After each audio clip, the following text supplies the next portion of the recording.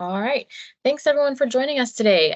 Today we have Mariah Bogus, who is going to be presenting on epidemiology challenges and recent detections in North Carolina of chronic wasting disease, or CWD. So Mariah, go ahead and take it away. Thanks, Heather, and thanks everybody for joining us today. My talk will start out on the basics of CWD. We'll discuss some of the challenges of the disease and specifically why it presents such a dilemma for wildlife conservation, for deer management, and then we'll also briefly discuss CWD here in North Carolina and events that have taken place over the last 14, 16 months or so since we've detected the disease within our borders. So to start out, chronic wasting disease, which we'll refer to as CWD, is a transmissible spongiform encephalopathy, which basically means it's a prion disease. A prion is a type of protein, and the prion is the causative agent for the disease. Other similar diseases you might have heard of before that are also TSC diseases are mad cow disease in cattle, scrapie in sheep, and there are several other TSC diseases that affect different taxa. But the CWD is specific to cervids or members of the deer family. It was first observed in the late 60s in a research facility in Colorado, and then later in 1981, it was detected in the wild in Colorado, and very soon after in Wyoming. And from there, it has simply just kind of radiated out from the western U.S. and has been moved along the way. The disease is always fatal. So every animal that contracts CWD, if it lives long enough to become symptomatic for the disease, will die from the disease or complications from CWD. And overall, CWD is a concern for population management. As managers, we don't focus on individuals, we focus on populations. And this disease, unlike others that are more common in deer, does present serious population implications over the long term. So these are all native cervids to North America that are affected by CWD: caribou, elk, moose, whitetails, blacktails, mule deer. There's also several exotic species of deer that have been shown to be affected by the disease that live on other continents. Like I said, it's a cervid disease, members of the deer family.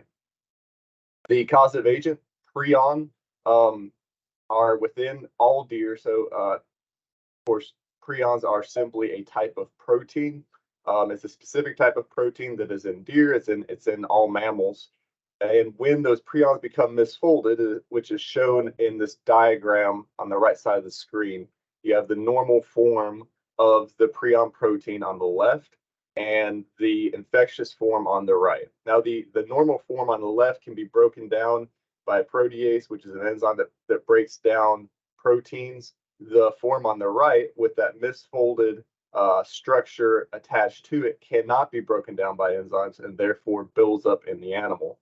What's also unique about this malformed prion is that it causes other normal prions that it contacts to also misform.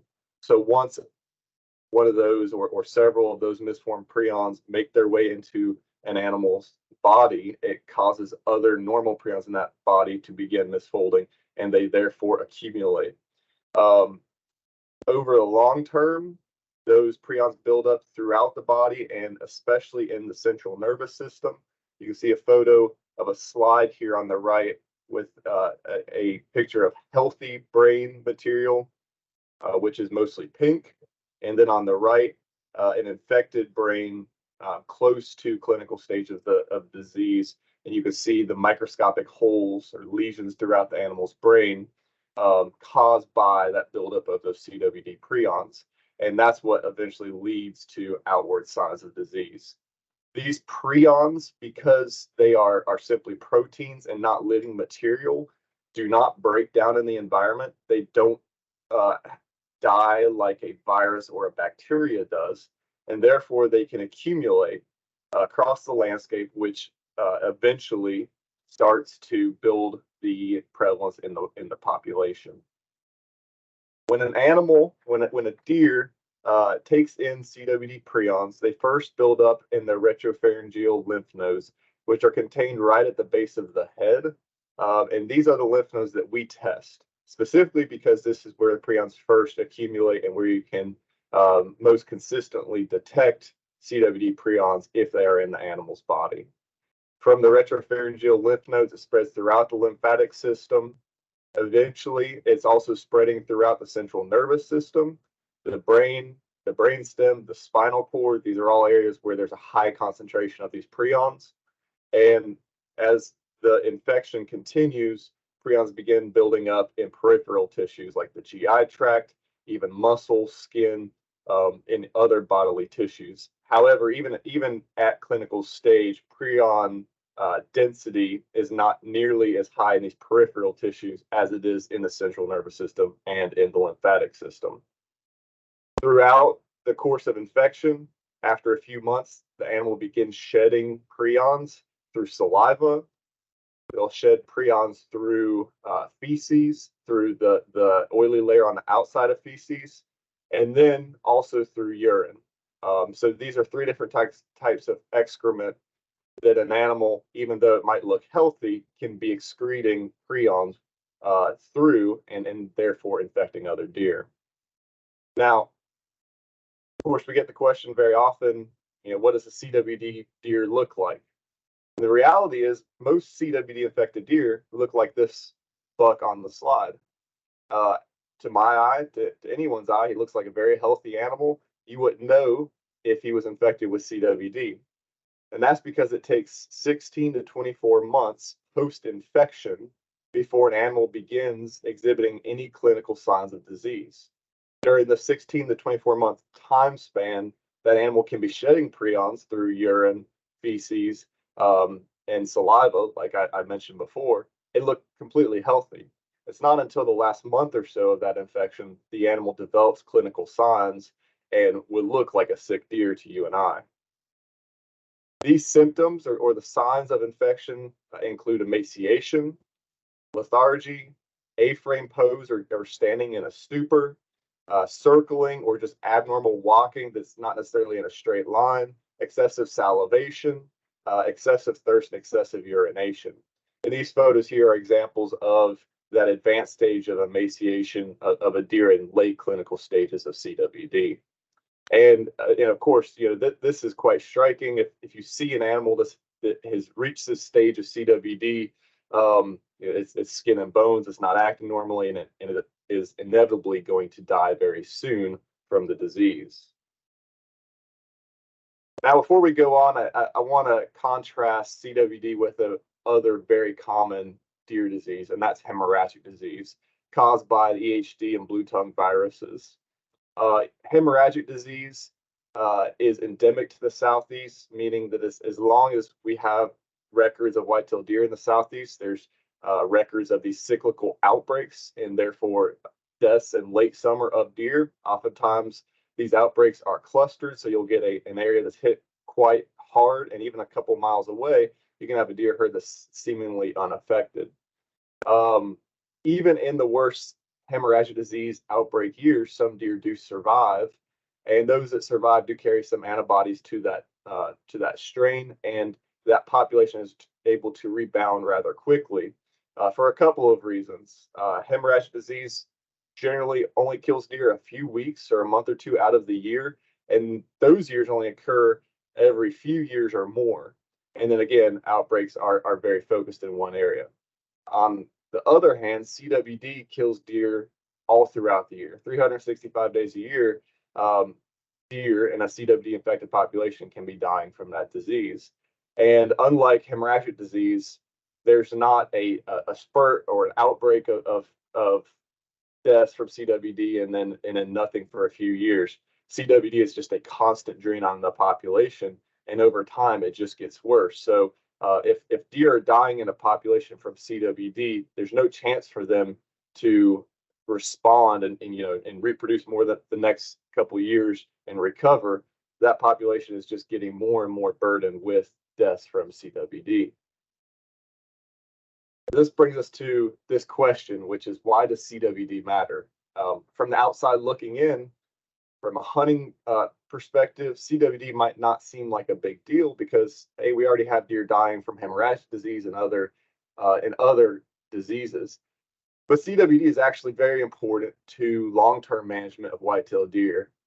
Like I mentioned before, it builds up in the environment and prevalence increases over time. This makes CWD a slow but persistent permanent disease in infected populations. So that once those prions have been introduced to a population and deer becoming infected, there's really no way to get rid of it, and it's only going to get worse with time. As more and more deer are becoming infected in a population, deer lifespans on average become shorter and shorter, and that begins to affect reproduction and the ability of that population to sustain itself. Inevitably, in areas that are affected by CWD, these deer populations will change. They'll change in a couple ways. There'll be overall fewer deer because of the lack of reproduction, but there'll also be, or in shorter lifespans, and then there'll also be just fewer adult deer, bucks and does, in those advanced age classes because CWD infected deer only live a couple of years at most once they're infected. And overall, from looking at experiences of other states, we do know that having CWD in a population, you will also experience negative effects on hunter participation. This can be just overall harvest. This can be number of hunters in the woods or number of days that hunters hunt. And it can also cause hunters to go elsewhere or simply stop hunting altogether. Now, just to get down in the weeds a little bit as to how CWD affects populations, to bridge that gap, take a step back. We look at fawn recruitment in North Carolina, it's on average about 50%. And this is similar to the rest of the Southeast. And what this means is that in a given year, every other doe, or 50% of does, are successfully raising one fawn into the fall population. Or in other words, a single doe needs to live on average 2 years of reproductive age for 2 years to successfully raise a fawn into the fall population. This is the length of time necessary for her to replace herself. And as I mentioned before, if deer are living a shorter amount of time because of CWD, that means less time for reproduction. Now, if we look a little bit more closely at the age structure of our huntable population here in North Carolina, we see that when we look at hunter harvest, about 45% of the doe segment of our harvest are does that are 3.5 years old or older. Now, going back to the beginning, CWD kills a deer in 16 to 24 months or so. The average is somewhere around 18 to 20 months. In a population that is heavily infected with CWD, where you have high prevalence rates, you begin to see the prevalence rates in fawns getting up into the 20s, 30s, and even higher. And over time, that will continue to rise. Eventually, you have fawns that are being born with CWD or contracting it very quickly thereafter from their mother or others in the maternal group. This means that those fawns that are born only have about 2 years to live, which is one good reproductive year. And if they're lucky enough and in good enough condition, they might be able to breed as a fawn. That's 2 reproductive years at most. So what we see is with CWD, we'll eventually lose in the infected populations that 45% of the population is 3.5 years and older just simply won't exist because deer can't live that long. And those are the animals in the population that are best at reproducing. They're the most experienced. They have the most resources available to their young because they're fully developed, and they've raised other fawns, so they're good at raising fawns. So this is obvious that over time, when prevalence increases, populations will suffer. So what can be done about CWD? This is the question, of course, with a dilemma like this. What can we as hunters and conservationists do to address it? Well, first off, you have to know where the disease is. And that can really only be done through testing of hunter harvested deer, testing those lymph nodes that I mentioned before. Number two, don't give the disease a ride. going to share my next slide here in a second, which will really highlight this point. But CWD moves the quickest, at 70 miles an hour down the interstate. In live deer or dead deer, if they're infected, CWD moves very quickly when it's zooming down the interstate. Third, slow transmission rates. Where possible, we should avoid unnecessarily increasing deer contacts and concentration, because this is humans' negative effect on CWD by, when we concentrate deer, we're actually increasing that transmission rate, or the opportunity for deer to contact each other, and maybe even contact deer they wouldn't normally contact, or otherwise feed from the same area from as other deer that they don't interact with, and indirectly transfer disease between themselves. Number 4, adjust hunting seasons, regulations, or rather just the harvest framework for deer to try to target more deer and maintain populations, or if anything, even decrease populations a little bit, to be able to, again, reduce transmission rates. These are the big action items that we can take to address the disease. But you'll notice that none of them completely remove CWD from the landscape. We have to manage deer with CWD, knowing the CWD prion removal is impossible. So this slide right here is the current known distribution of CWD across the continent. You'll see the shaded counties are those with wild positive detections, and the dots are captive service facilities that have had detections. As I mentioned earlier, the disease was first detected in northeastern Colorado, southeastern Wyoming, and from there it has spread. There are also several other just centers of disease across the country, up in Alberta, southern Wisconsin, southern Pennsylvania, you name it. There's several of these, and those are most likely the result of CWD prions being moved, again, in dead or live deer. So we can see that the disease has definitely had some help as it's made its way across the country, and that's why we need to do everything we can not to give it a ride further. So the next thing I want to shift to is CWD in North Carolina. Now, we've talked about the importance and why we need to address the disease and respond to it. Now we'll talk about what we've done here in North Carolina and where that effort is at.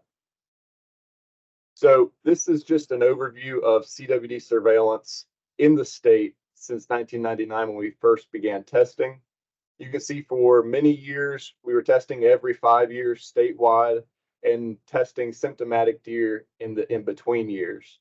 In 2018, we adopted a new surveillance strategy so that we would be testing statewide every year with a 5-year goal.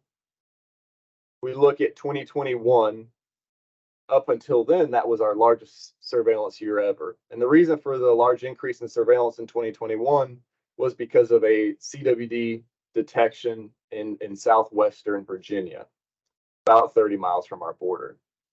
Then you'll see our next biggest year, which is 2022, last fall. And that increase in surveillance was in response to our first detection in North Carolina that came from our surveillance efforts in 2021. So you'll see that our efforts for testing have been there for a long time, and they've just been ramping up as the proximity of known cases of CWD has increased. So our first detection of CWD here in North Carolina was this buck right here. This is a trail camera photo of him a few days prior to harvest. Very healthy looking deer to anyone's eye, but he was indeed infected with CWD. He was harvested in northern Yadkin County. That's what that red dot represents. And this was, of course, our first detection, which meant that we needed to activate our CWD response plan. Our CWD response plan was first developed in 2006 and then revised twice, once in 2012, once in 2015. And then finally, it was revised a third time in 2021 following the detection of CWD in Southern Virginia. When we upped our surveillance numbers, we also updated the CWD response plan. So it was hot off the press, recently updated and ready to be pressed into service in the spring of 2022 in March, when we received confirmation of the positive buck in Yadkin County.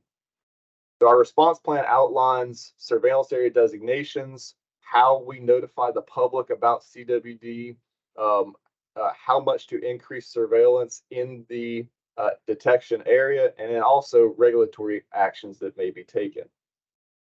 So to develop our surveillance areas for the 2022 season, we used a 5-mile radius, which is the average dispersal distance of a yearling buck around our index case, and then filled that in using roadways and waterways, basically just well-known boundaries that could be used to delineate that approximate 5-mile radius. And inside of that was our primary surveillance area. We then drew a 30-mile radius around the index case for our secondary surveillance area and used whole counties and had to split a few counties using major roadways. And then we set our surveillance goals for those areas. And our goal was to test around 4,000 deer, just a little over 4,000 deer across both the primary and secondary surveillance areas in 2022. And again, this is going back to that point number one of what can be done. You have to know where the disease is to address it. So we knew that it was in this area. At this point, the next step was trying to really hone in and test more to figure out how large of an area was infected, and how far outside of that northern Yadkin location the disease ranged. So then we also established regulations on carcass transportation that prohibited the movement of deer carcasses out of the primary surveillance area and secondary surveillance area. This is touching on that point of don't give the disease a ride. So we know we have CWD in that area. We're not allowing it to be moved out in deer carcasses unless they're deboned meat or other clean carcass parts that are allowed. Fawn rehabilitation was also prohibited in both surveillance areas for the same reason. Wildlife feeding was prohibited outside of hunting season from January 2nd through August 31st, again, to minimize the amount of deer concentrating happening because of human actions. Mandatory sampling was in place to help us reach our surveillance goals, and the possession and use of deer urine or excretions from animals harvested in that surveillance area was also restricted or prohibited. And again, this is so we're not possibly moving deer urine from an infected deer to a new area that doesn't have the disease. So 2022 being our first year with a known detection of CWD, we really ramped up public messaging through a series of outreach through social media, through emails, through letters, any contact means that we could use to try to reach hunters and non-hunters alike across the state. And it's a really big effort. Of course, trying to educate people on where the disease has been found, the surveillance area boundaries and where they extend to, but also the special regulations that fall within those areas, as well as, of course, the importance of the disease and why these actions are being taken. Public outreach, of course, is not a one-time deal. And of course, this will continue as time goes on, especially, our challenge now is as surveillance areas change, trying to update people and make sure that they're aware of those changes and the regulations that may or may not affect them at that time. So just a quick glance, 2022 surveillance area testing. Our operations staff in the mountain region did an incredible job last year, really bolstering the testing locations across the region, but specifically in these surveillance areas. In the surveillance areas, both of them alone, we had 17 testing drop-off stations. Our Cervid Health Cooperator program was really ramped up with 22 taxidermists and 7 processors actively collecting samples for us in those surveillance areas, as well as we also ran staff check stations during basically muzzleloader season and gun season. There were 7 of those staff check stations, particularly during the mandatory testing periods, which extended 3 weeks in the whole area, in the secondary surveillance area, and then an additional 5 weeks in the primary surveillance area. So there was a lot of testing effort, a lot of staff time, and a lot of folks that are probably on this meeting right now that have put a lot of time and effort into all of the surveillance actions up in the surveillance area last fall. Just a quick snapshot of what testing locations look like. At our check stations, of course, we had base camp set up here. This was in Yadkin County, this photo, where we have a lot of staff bringing samples, pulling samples, keeping track of data, inputting data, boxing samples for shipping, and also just distributing supplies for testing. We also had dumpsters available to hunters, blind dumpsters where they could bring carcasses for proper disposal, as well as a skinning rack or 2 different skinning racks where they could bring deer to debone that deer and be able to comply with those carcass movement restrictions. When we look at the results of our surveillance across the state last year, it was really incredible. We met our overall surveillance goal across the surveillance areas last year. We tested about 5,400 deer inside the primary and secondary surveillance area combined. And then total across the state tested over 16,700 deer, which was an incredible feat. And that was shown on our surveillance graph that I shared earlier. But a really big effort across the state, tons of staff time. November and December was really busy for everyone, but we got a lot of deer tested and far exceeded our goals, which was really glad about that. So moving on about what we learned from our surveillance. So right now we have 10 total confirmed CWD positive locations, which are all shown there on that map. You can see we added Wilkes County, we added Surry County, Stokes County, and the big surprise was the addition of Cumberland County. So just routine testing happening across the state, of course, sometimes can scare up an additional positive if the disease is there. And that's, of course, why we do routine surveillance. And sure enough, that's what we found down in Cumberland County last fall. And so you can see the statewide distribution there. There's obviously 2 different locations where surveillance areas are necessary. Going into this fall, the 2023-2024 season, we now have a surveillance area that is 12 counties in northwestern North Carolina, all highlighted on the slide, as well as 6 counties in southeastern North Carolina, right there around Cumberland County. The pink counties on the slide are the primary counties, and the cream-colored yellow counties are the secondary counties. This map also shows the surveillance areas, and this is the map that we've been distributing to the public. It's color-coded for the surveillance areas in the northwest and the southeast, and it also has this carcass transport key associated with it.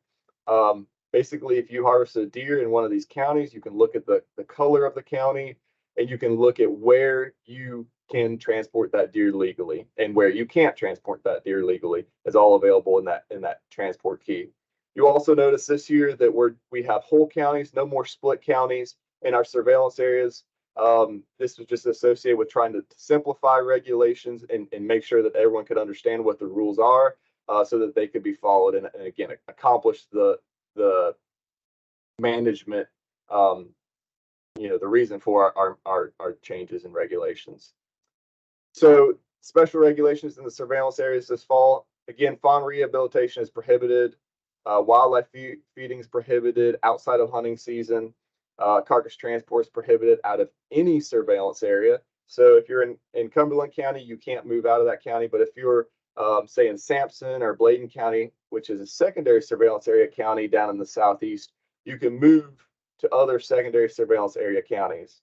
You just can't take that carcass out of the secondary surveillance area. Again, trying to keep the disease local and not move it to new places. We'll have mandatory sampling in place in the northwestern surveillance area 1, from November 18th until December 3rd. So this is the week of Thanksgiving and the week after. In surveillance area 2, down in the southeast, we'll have mandatory testing in place for 2 weeks, which will be the week before Thanksgiving and Thanksgiving week. And these changes in mandatory testing are just, we're trying to hone in on the time when we can most efficiently capture the samples that we need to reach our testing goals. And I think we're really getting dialed in both surveillance areas with those weeks. And again, possession of deer urine excretions from harvested deer is prohibited in any of these surveillance areas.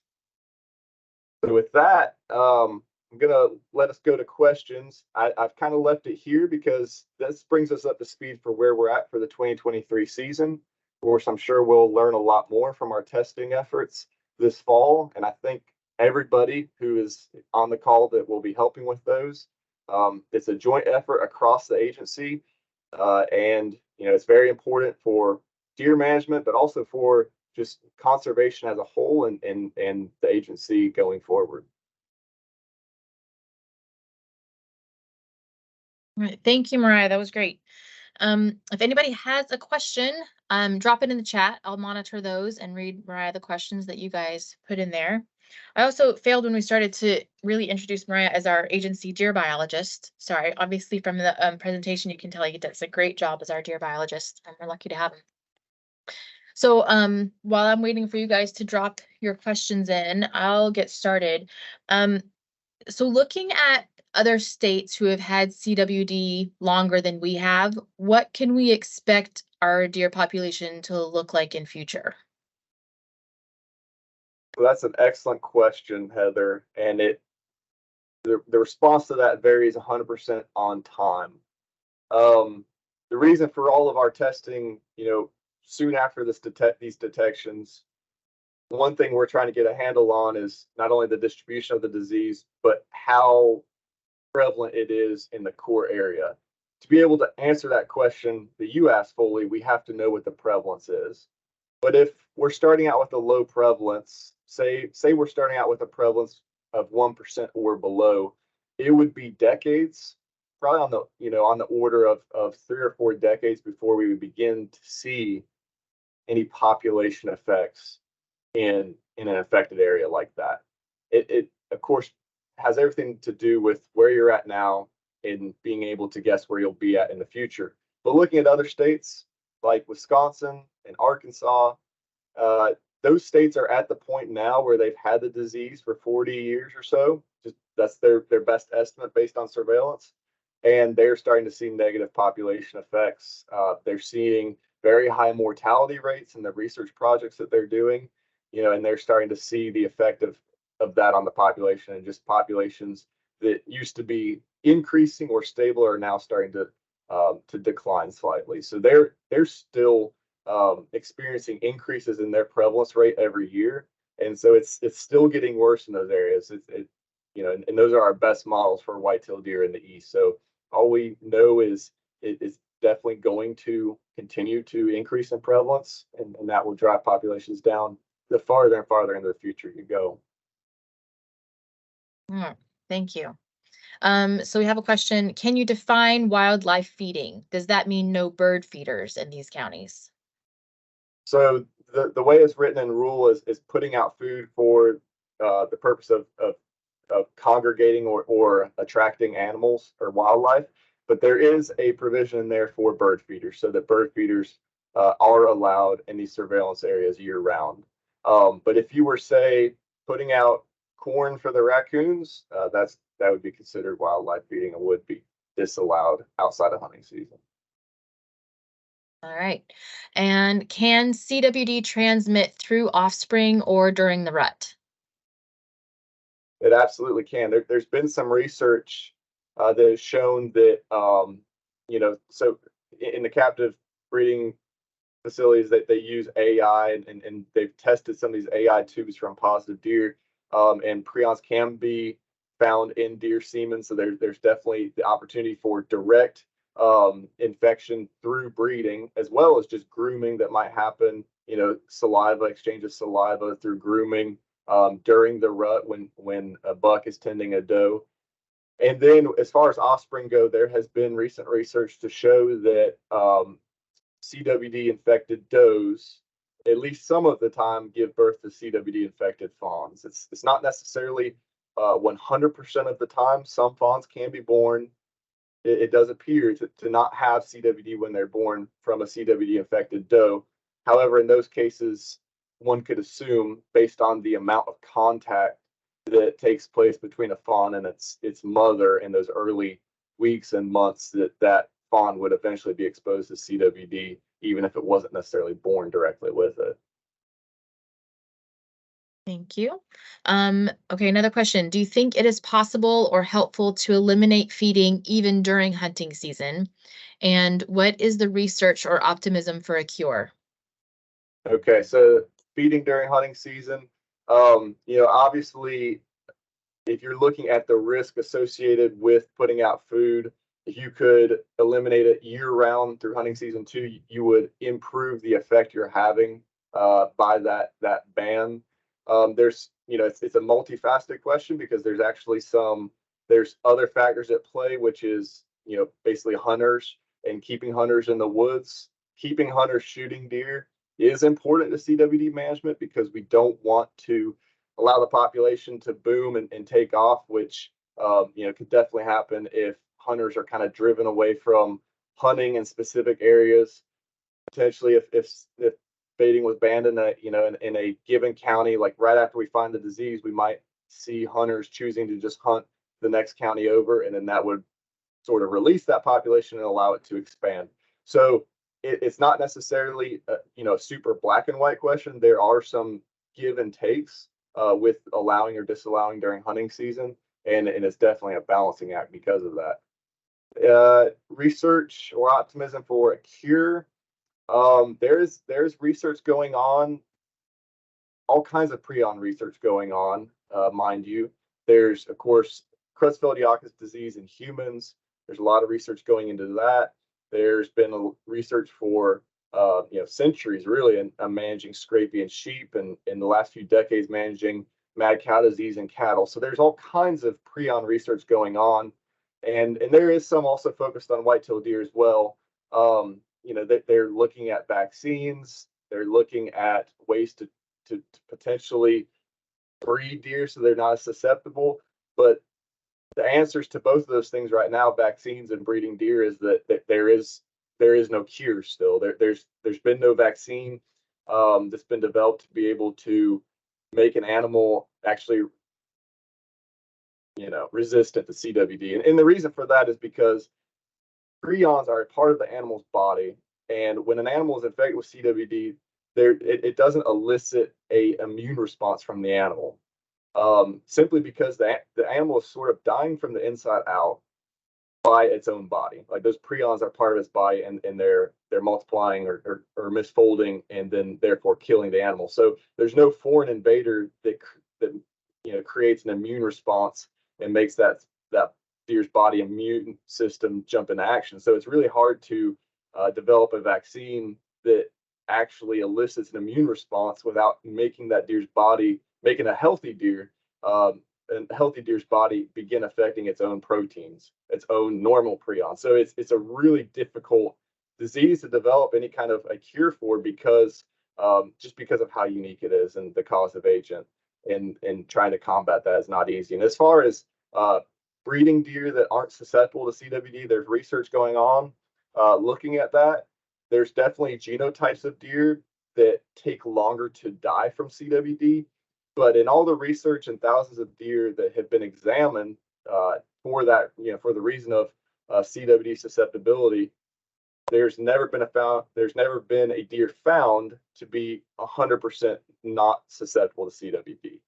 At this point, it doesn't look like any deer like that exists. Okay, Michael Winston wants to know what happens if we consume cooked meat from an infected CWD deer. Will we have issues or effects from it? So the guidance from the CDC is to not consume any meat from an animal known to be infected with a TSC disease, with CWD. In areas known to have CWD, you should get those deer tested. That's the recommendation. And if the animal is infected, you shouldn't eat it. Now, there's no confirmed cases out there of CWD crossing over into humans, but there's also enough research out there that's examined the possibility for it, that it can't be discounted. And there could be a possibility for some kind of transmission to humans. Therefore, it's definitely safer not to play with fire. And if a CWD deer makes its way into your freezer, you should dispose of that meat safely. Okay, I think we've wrapped up the questions. Those were great. We really appreciate you giving this talk, Mariah, and helping to educate us about CWD. We are going to take the month of September off, and then we will reconvene our science communication webinar in October, where we have Catherine Etchison on deck to tell us about bats. So we'll see everyone in October. Thanks, everyone.